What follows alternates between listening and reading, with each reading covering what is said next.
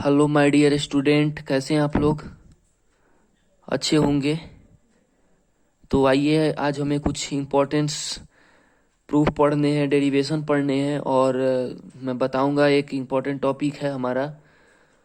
Topic नहीं, एक प्रकार का क्वेश्चन ही है। तो बिना समय को व्यर्थ किए हुए आगे बढ़ते हैं और आप लोगों से निवेदन है कि कृपया वीडियो को बिना स्किप किए पूरे अंत तक देखें और पसंद आने पे लाइक, कमेंट और शेयर जरूर करें। सब्सक्राइब करना ना भूलें। तो आइए, बिना समय व्यर्थ कर किए हुए आगे बढ़ते हैं। तो देखिए, हमें समझना है कि electric field lines are continuous curve, they do not have sudden break. Why?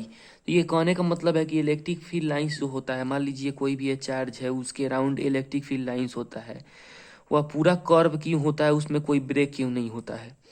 तो समझेंगे हम लोग कि electric field lines are continuous curve because, क्योंकि यह जो है वह पॉजिटिव चार्ज की एक्चुअल पाथ को, यानी पूरा एक्चुअल पाथ कहने का मतलब क्या है कि पूरा सचेत रास्ता, सही रास्ता को एक वृत्त में बना के इलेक्ट्रिक फील्ड लाइंस को शो करता है। किसी भी चार्ज के डायरेक्शन के, किसी भी चार्ज के अराउंड, किसी भी चार्ज के अगर पूरा गोला में, ठीक है।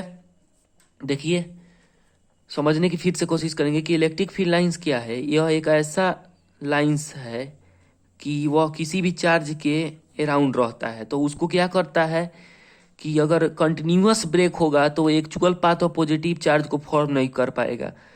और क्या होगा, तो पॉजिटिव चार्ज जो है वह एक पॉइंट से दूसरे पॉइंट तक जंप नहीं करेगा, ठीक है। क्या होगा, the positive charge can not jump from one point two another, जिसके कारण पॉजिटिव चार्ज जो है वो एक पॉइंट से दूसरे पॉइंट तक जंप नहीं कर पाएगा। इसीलिए कंटिन्यूअस कर्व होता है। समझने में किसी को प्रॉब्लम नहीं हुआ होगा। आगे बढ़ते हैं, ज़्यादा पढ़ना है। अब हमें प्रूफ करना है कि सिंगल चार्ज के कारण इलेक्ट्रिक फील्ड कैसे कैलकुलेट किया जाता है। तो हम लोग बढ़ेंगे। मान लीजिए, let us consider a charge Q is place at point A. तो हम लोग रख देते हैं, क्या करते हैं, जैसे देखिए समझेंगे कि मान लीजिए कि ये एक हो गया, चार्ज हो गया, चार्ज नहीं है एक्चुअली, एक पाथ है ये। क्या करना है हमें कि let us consider charge place at point A. मान लीजिए कि एक यह पॉइंट ए हो गया और ये क्या हो गया, एक पॉइंट बी हो गया, ठीक है। तो हम लोग क्या करेंगे भाई कि एक रख देंगे क्यू चार्ज, ठीक है। और देखिए क्या करेंगे, we have to calculate electric field, यानी हमें क्या करना है, इलेक्ट्रिक फील्ड कैलकुलेट करना है।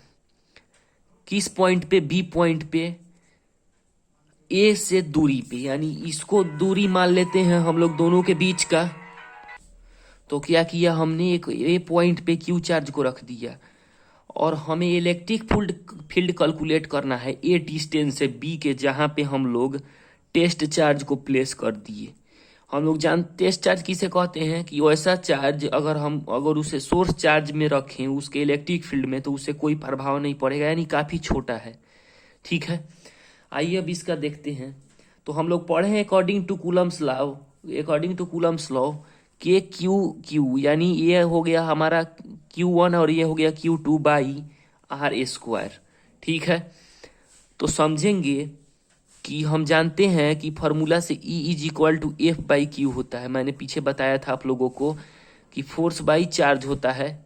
ये क्या चीज का फॉर्मूला है, क्या चीज का फॉर्मूला है, इलेक्ट्रिक फील्ड इंटेंसिटी। मैं यहाँ पे लिख देता हूँ, electric field intensity, electric field intensity का फॉर्मूला है ये, ठीक है। किसी को प्रॉब्लम नहीं होना चाहिए। तो क्या करेंगे, बहुत सिंपल मेथड है कि इसको हम इक्वेशन 1 ले लेते हैं। किसको ले लेंगे, इसको ले लेंगे। तो क्या करेंगे, पुटिंग इक्वेशन 1, क्या यहाँ पुट करेंगे, इसमें पुट करेंगे, सॉरी, मान लीजिए कि इक्वेशन 2 ले लीजिए और इसको इक्वेशन 1 ले लीजिए, ठीक है। इसको इक्वेशन 1 ले लिए और इसको इक्वेशन 2 ले लिए। तो इक्वेशन 2 को इन इक्वेशन 1 में पुट कर देंगे। तो पुट करेंगे तो क्या होगा, E is equal to, sorry मैं कुछ गलती बोल गया। यहाँ पे कुछ नहीं, यहाँ पे 1 को 2 में पुट करेंगे, ठीक है। अब कैसे करेंगे, बहुत आसान है, समझने की प्रयास करेंगे। देखिए जैसे ई है ना, तो एफ के जगह पे हमने अभी पढ़ा कि के क्यू, यानी डायरेक्ट फार्मूला रखते हैं हम लोग, q into q by r square. और ये क्या है, क्या है, क्यू, ठीक है। अब हो गया is equal to F by q, k q q r square, ये क्यू यहाँ पे आ गया, ठीक है। अब ये क्यू से जो है क्यू को हट हट जाएगा, तो E is equal to finally इसका क्या आंसर है, के क्यू बाई आर स्क्वायर। यानी कहने का मतलब है कि सिंगल चार्ज के कारण, पॉइंट चार्ज के कारण इलेक्ट्रिक फील्ड का मान जो होता है वह के क्यू बाई आर स्क्वायर होता है। इसे याद रखेंगे, यह बिहार बोर्ड में हमेशा हर साल 5 नंबर में पूछा जाता है और सीबीएसई में 3 नंबर में।